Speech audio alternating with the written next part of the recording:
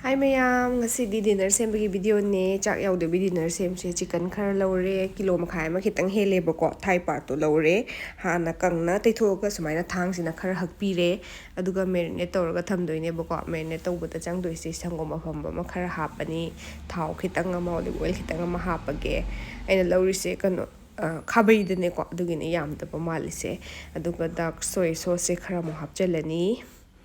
Adaidi honey khara mamu hapage aduga taste lainaba thum khara amaga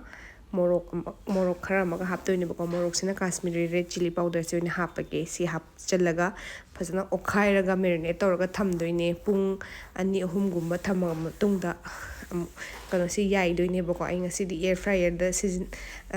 da oine yaige yam nungai ko yam kome air fryer da yaibase thusu thuye bako sumaina hapchanbire aduga minute 20 minutes thamge aduga marakta 10 minutes loirakanda amuk onbidoine bako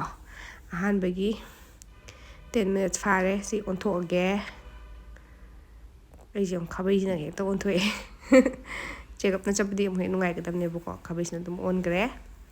aduga amuk 10 minutes amamuk thamdoine 10 minutes loiraga lapthoe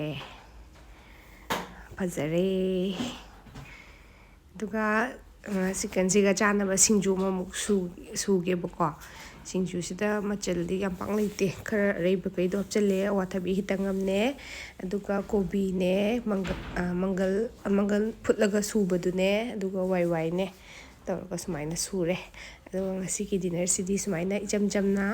yenga singju go oina tawre chak yaudre bako okay bye